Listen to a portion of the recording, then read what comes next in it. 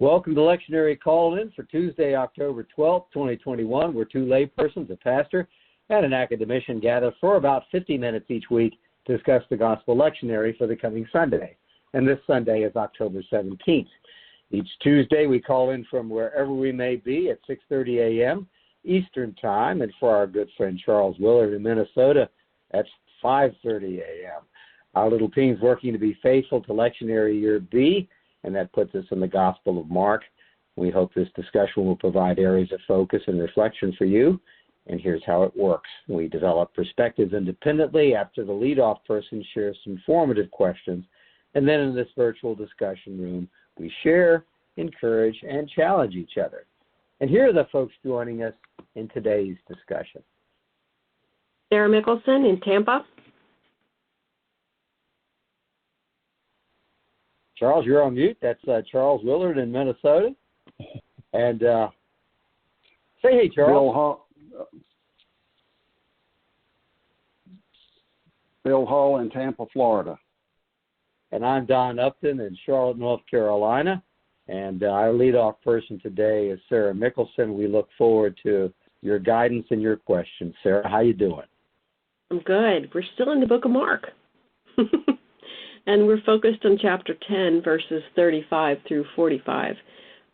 This is I think, the final conversation we're having about Jesus sharing with his disciples where he's going and what he's going to do and how that's going to come together, which means crucifixion, death, and resurrection.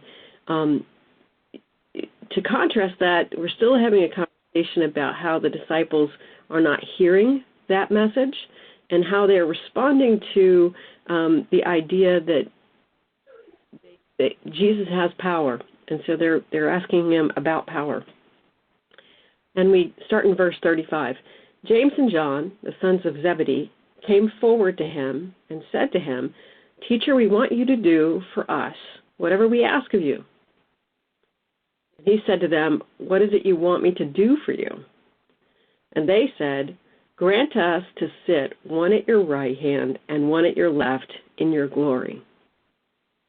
But Jesus said to them, "You do not know what you are asking.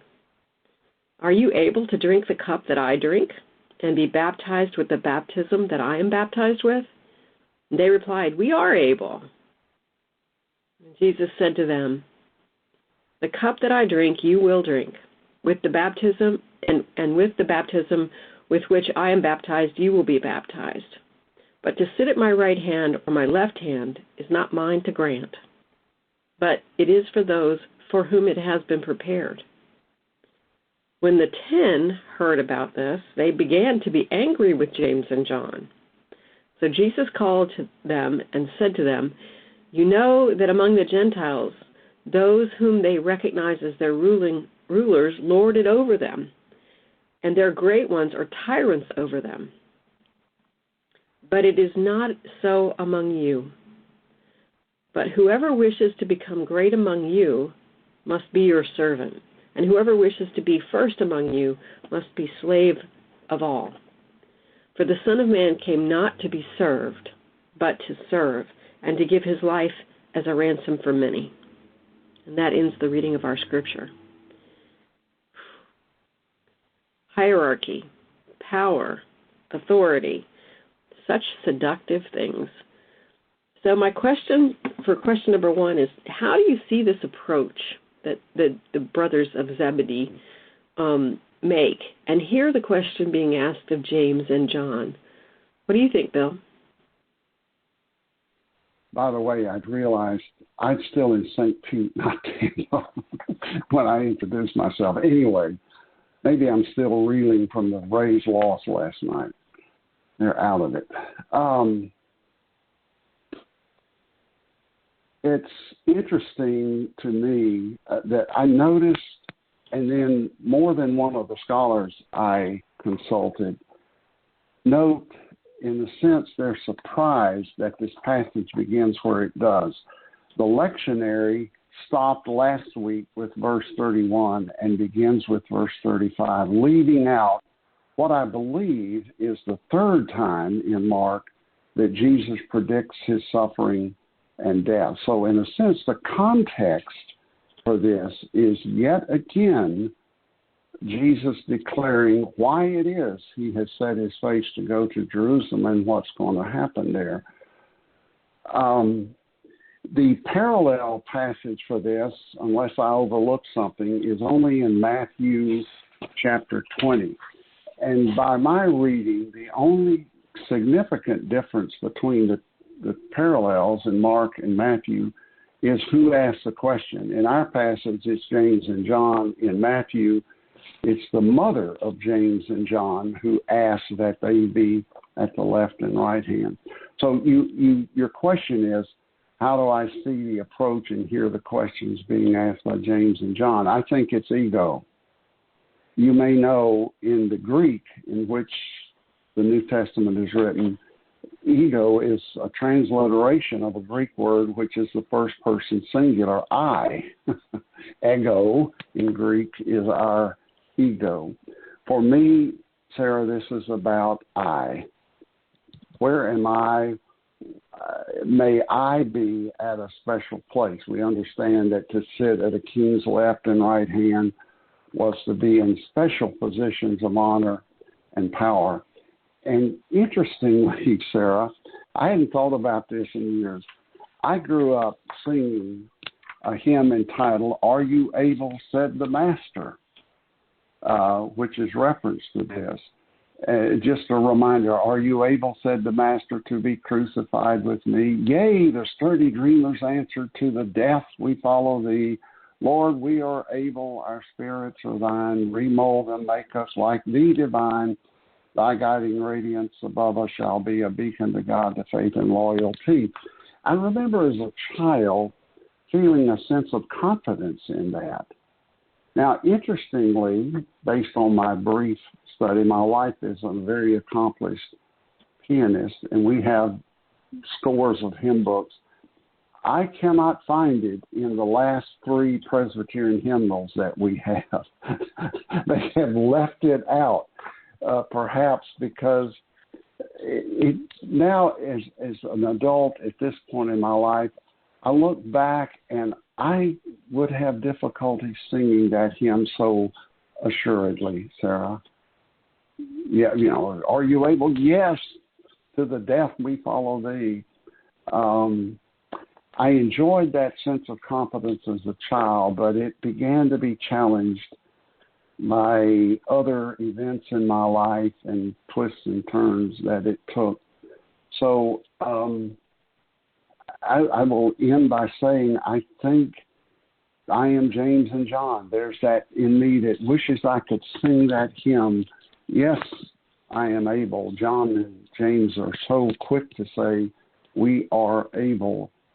And we can get into the other questions about how really able they were not. Thank you. Charles, do you want to add anything? Well, just that in verse 39, Jesus, after they say they're able, Jesus says to them, "The cup that I drink, you will drink. And with the baptism with which I'm baptized, you will be baptized." So he is not fully shutting them out. He's telling them, in fact, yes, you're going to do it, but just not quite the way you think. Yeah. Don, what about you? Any thoughts, questions about how they approach Jesus with this question and the question itself? Yeah, how did they approach him? And then the other half is, what do you hear in the questions that they're asking? And I choose to believe there's a plan here, that they've decided between themselves that they're asking for something, and it's in something that they think is understood. There's an architecture to the hierarchy. There's nothing crazy about the question, is what I'm saying. That, of course, this is something that can be asked, whether it's appropriate or not, relative to the other disciples is unclear, but it's something you can ask because in their mind they have this framework that they're operating in, so they can team up and assume with some confidence that there is a left and right. And I think the response from Jesus is correct, but that's where it ends, not for them. There's nothing here that's negotiable.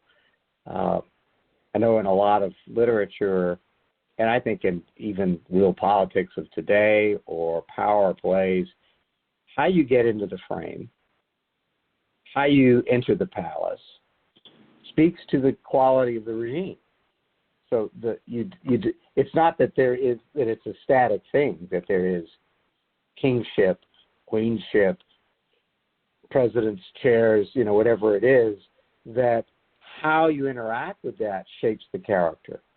And I think what this is saying is that the ask and the answer doesn't follow the normal process of earth at all, because the regime, the heaven, the creation cannot be shaped by people choosing to enter and exit or negotiating. It's really, for me, a black and white statement. The seats are set, and there are no breakthroughs with the ask. We've all been in employment. We've all sought to make money off and serving and having jobs and careers, but that just by our engaging in job development or job seeking changes the character of the organization or the people you're working with. It just does. And I think they're making an assumption that's the world they live in, and that's not the case, because Jesus's ministry and travel, and when he sets his face on Jerusalem, I believe, are not negotiable. It's going to happen. It is what it will be. This is the promise made true, made good. And just in that same way, the idea of saying, let us negotiate, let me ask you something that shapes the character of heaven, that's not in play at all. Just like I've said in the past, Jesus riding through the gate into Jerusalem, where he will be sentenced. The universe is not in play here. It's not like, oh no, what will happen? It will happen. Nothing is in play at all. And I think this is a mini version of that, which is, that's not in play either. It is black and white. There's nothing to negotiate. There's nothing to be had here. There's no shaping of the kingdom of heaven to be made by the hands of mortals. No, it is what it is. Period. That's all I got. I heard this question in the same way I have heard my toddlers when my kids were little, when they came up and they go, we want you to say yes to something no matter what we asked. Your answer should be yes.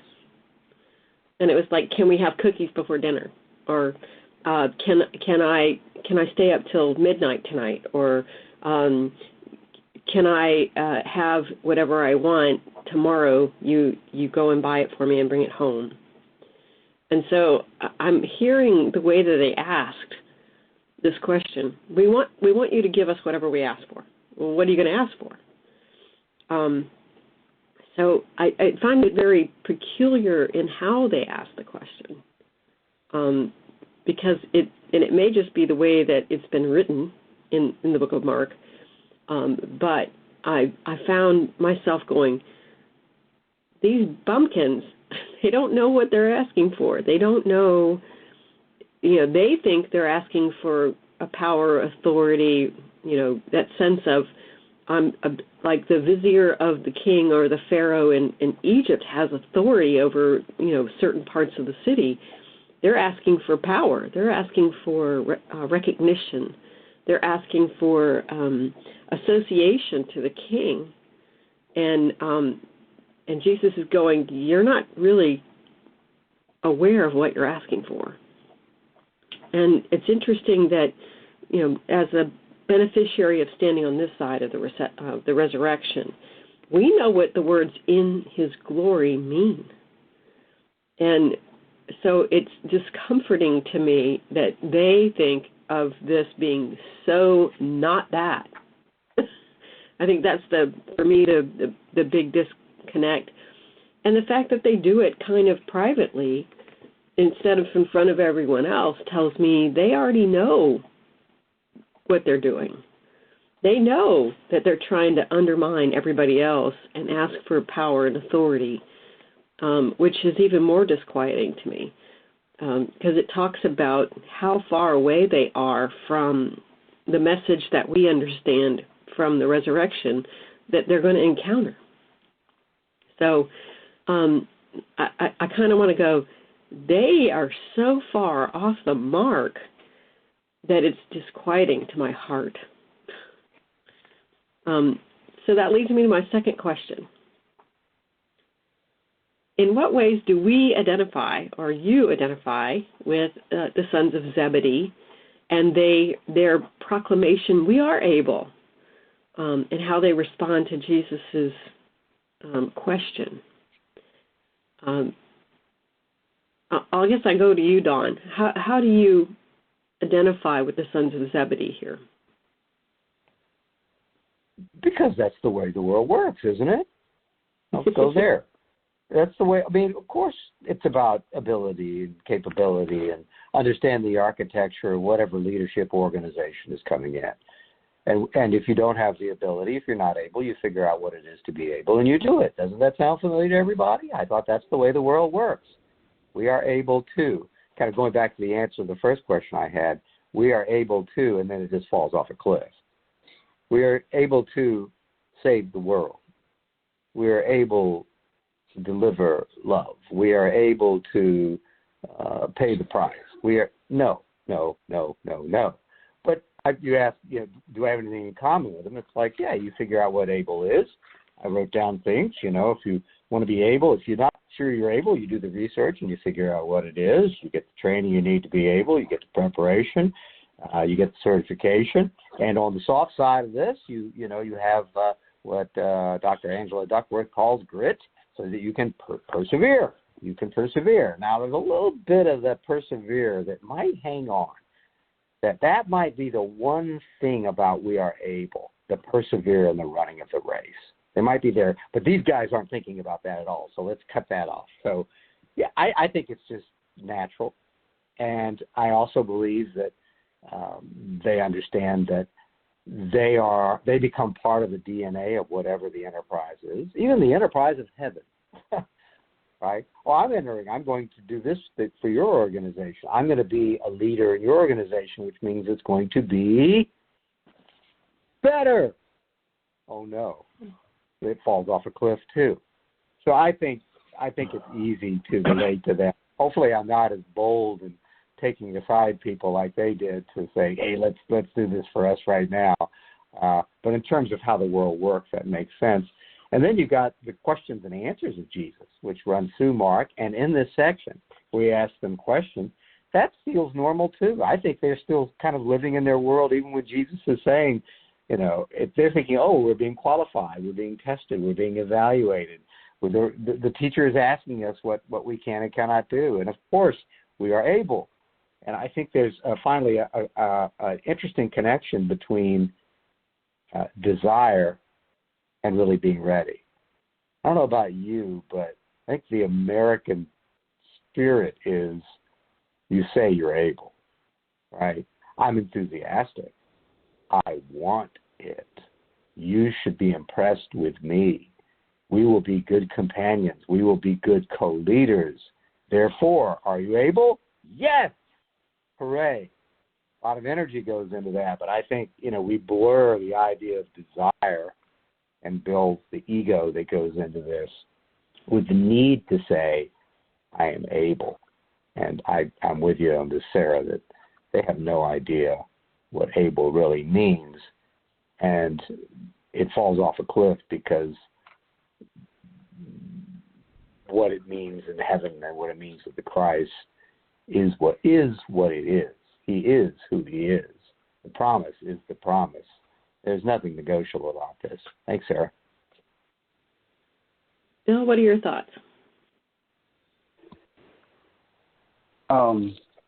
Several things occurred to me working on this question, Sarah. I was reminded that, and I'm speaking for myself, but I think for others, often Simon Peter is thought of as the one who most represents an egotistic claim of being the one and only one who will not fail Jesus. All the others may deny you, but never I. But this story and others in Mark make it clear that this issue was present in all of the disciples.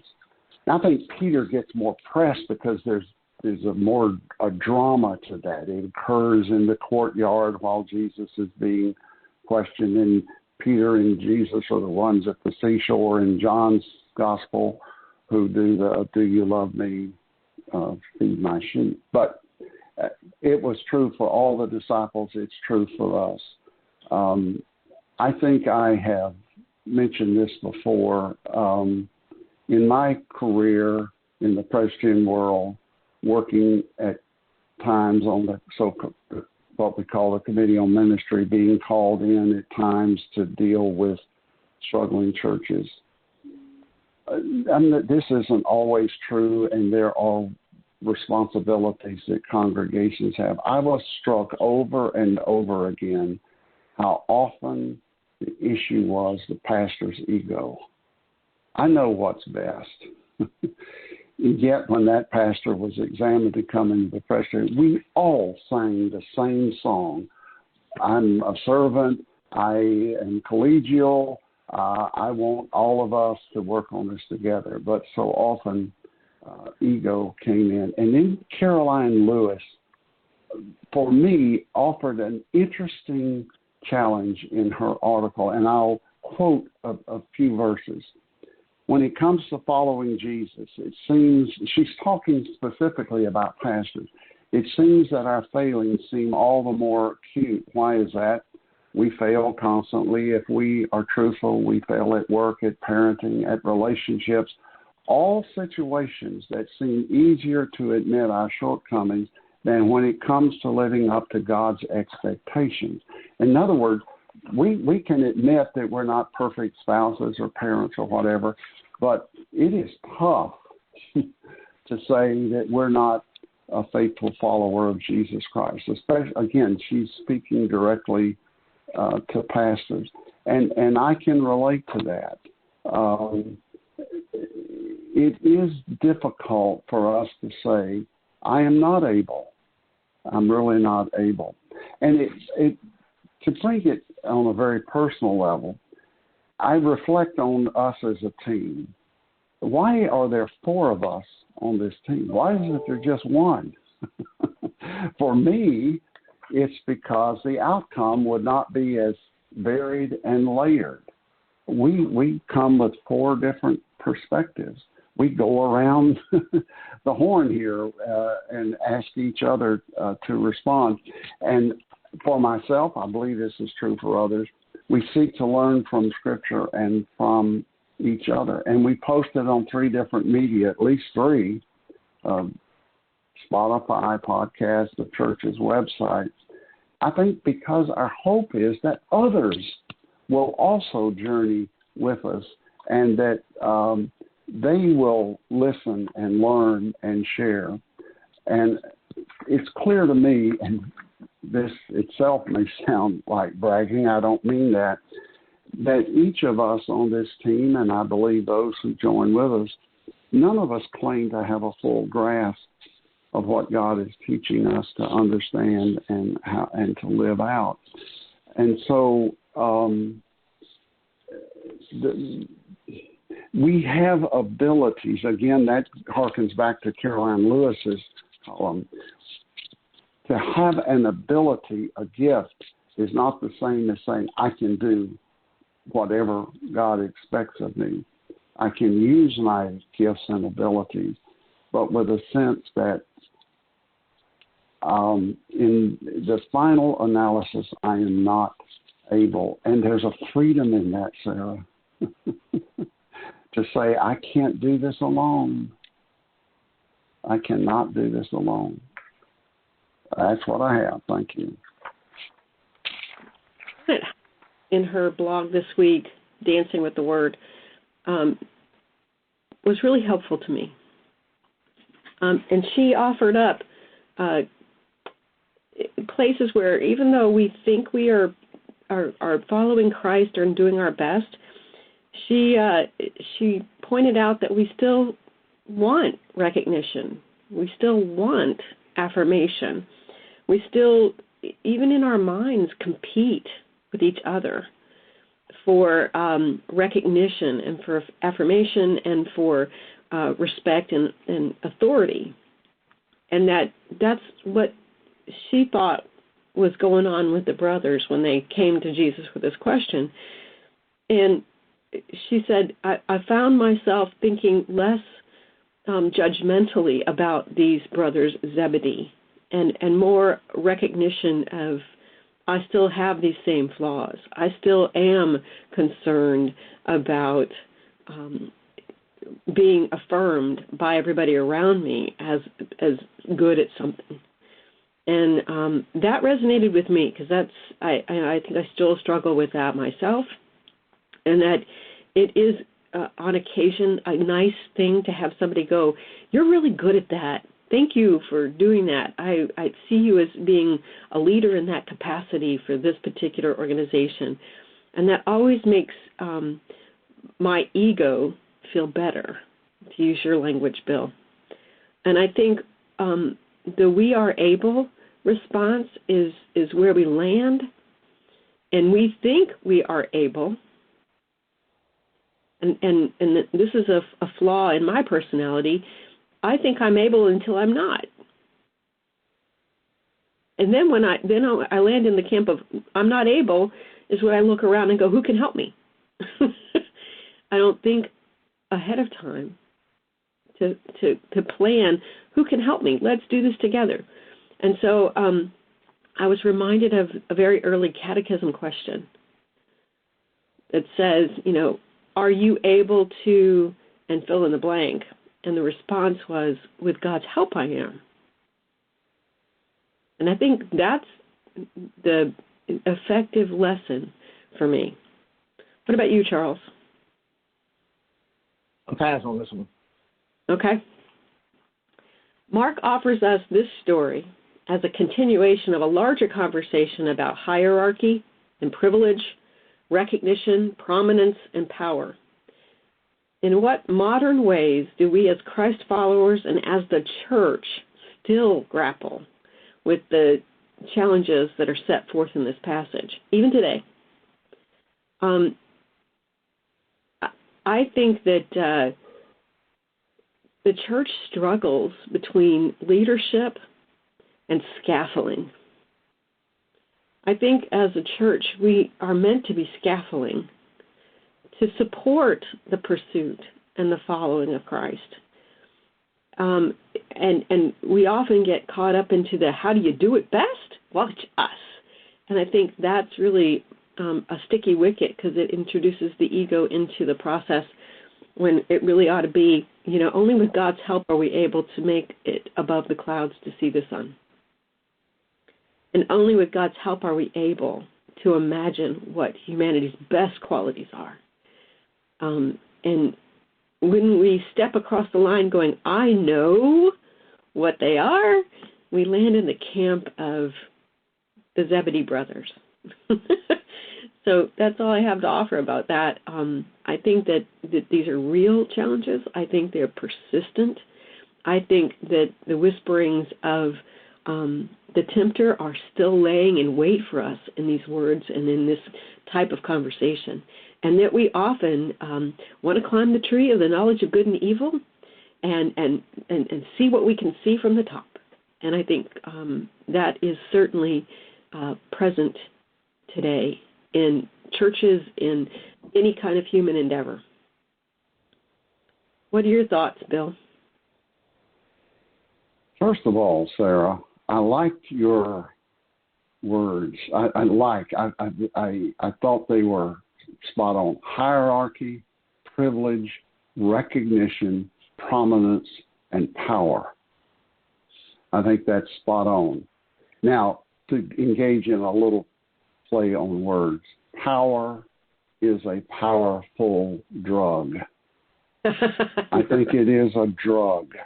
And again, I resonate with, I guess you were quoting Helen Hunt, that we are James and John. Absolutely. You think about what little I think I know of church history and denominational history. What has led to so much splintering of Christianity? I think it's power. My theology is better than yours. If you don't see things exactly the way I do, I need to separate from you. And that continues today. Now, as one who likes to look at the other passages listed each week in the lectionary, I found some help. It's sort of the other side of this coin, Sarah. We've been talking about, if you please, the negative, the temptation to stand with James and John and want power. One of the passages from Job, and it's the New Revised Standard Version labels this passage, "The Lord answers Job." This is late in the book of Job, chapter 38, and I'll just read a few quotes here. God is saying to Job, "Where were you when I laid the foundation of the earth? Have you commanded the morning since your days began and caused the dawn to know its place? Who has cut a channel for the torrents of rain and a way for the thunderbolt to bring rain on a land where no one lives, on the desert which is empty of human life, to satisfy the waste and desolate land and to make the ground put forth grass?" One of my favorite things to do, I don't get to do it on Tuesday mornings, is to be out before dawn. We live on Tampa Bay, and to sit and watch the sunrise. It is a powerful reminder to me that I'm not in charge of the sunrise or the sunset. Then in Psalm 104, it's a kind of response to God's question. "Bless the Lord, O my soul. O Lord my God, you are very great. You are clothed with honor and majesty. You stretch out the heavens like a tent. You set the beams. You ride on the wings of the...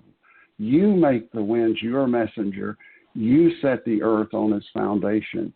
A contrast to what I started this with earlier, question 1. I, ego, this is you, Lord.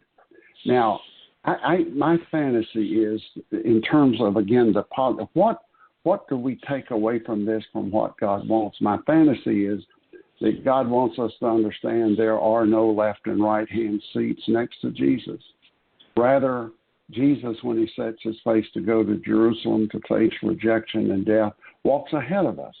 He is the shepherd, inviting us to walk side by side, encouraging each other to continue the journey, making sure each of us knows we are welcome and that all are honored. That cliche, well, I don't want to dismiss it. The phrase I heard growing up, "The ground is level at the foot of the cross. All have sinned and come short of the glory of God." Now, another quick little play on words. In verse 42 of the Mark passage, Jesus says, there are those rulers who lord it over them, lowercase l, and yet Jesus is Lord, uppercase L. That Lord can have very different meanings. Lord over in the sense of exert power, and Lord in the sense of one who comes to serve us. In a Christian Century article by a pastor named Stacey Simpson, she reminds us that those who did end up on the left and right of Jesus were the criminals on the cross who were crucified with Jesus. So it raises for me the question, am I really able to be at Jesus' right and left sides, to be crucified with him in whatever and all that means? I was helped by that reminder that there were two people who ended up at the right and left, and they were crucified with Christ. Thank you. Charles, you want to throw anything in? No, I'm fine. Thank you. Don?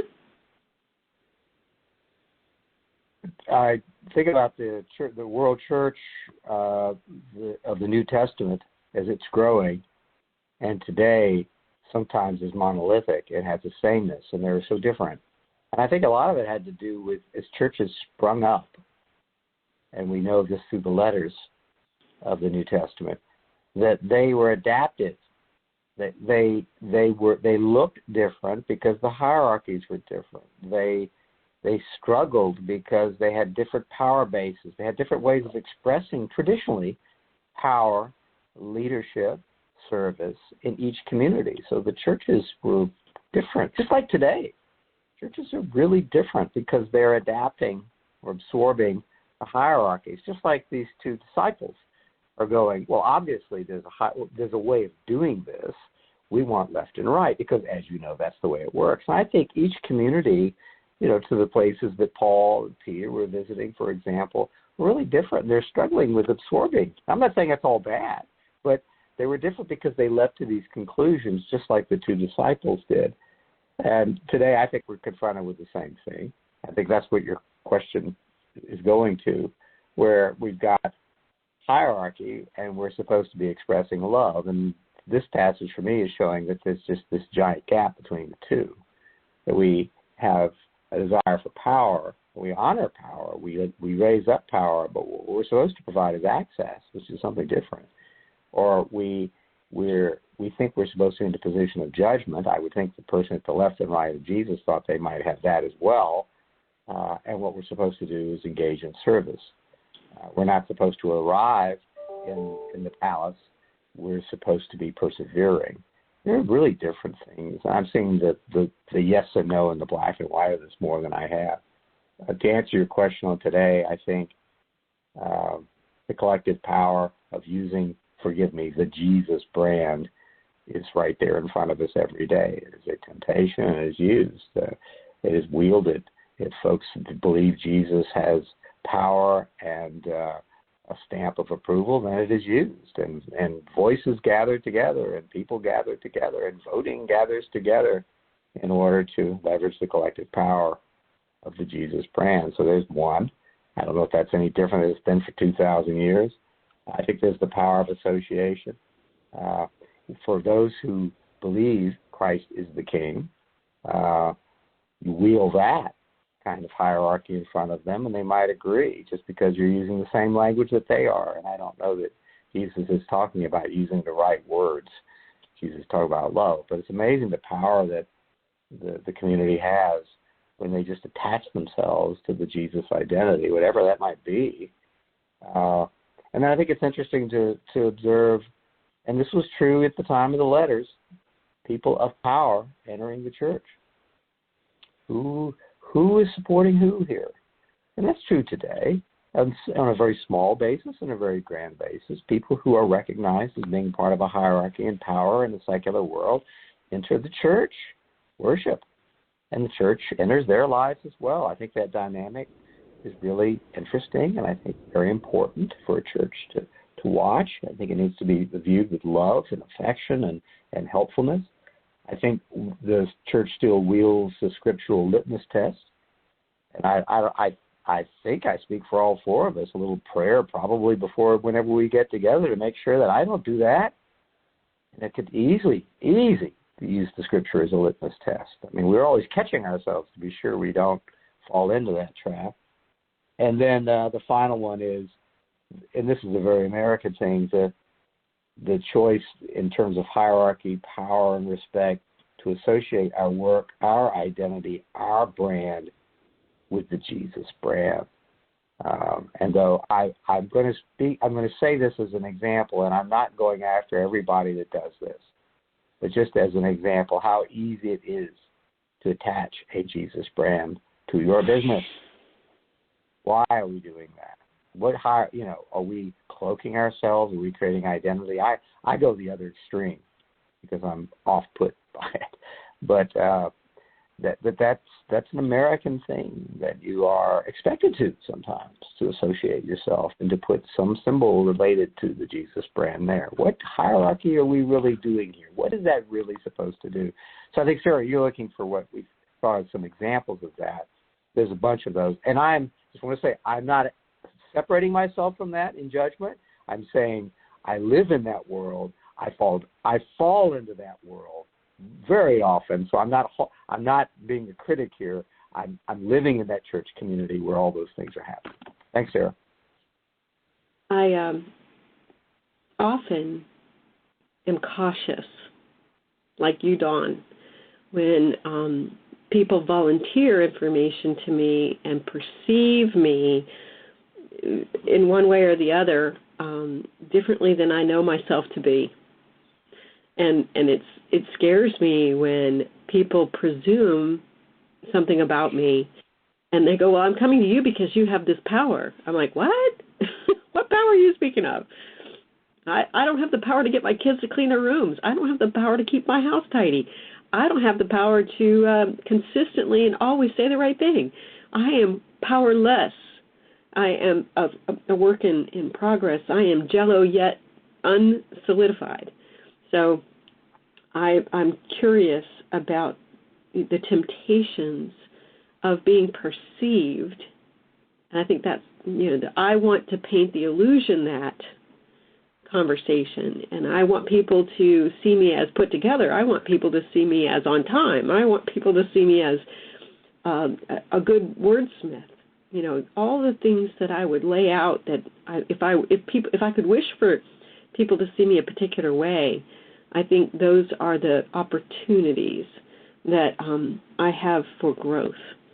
That I am not those things, and I think this is a wonderful example of humility and hubris, and how those two work counter to each other, and how destructive they can be as we become people who seek Christ. I think that this is such a relevant conversation even today.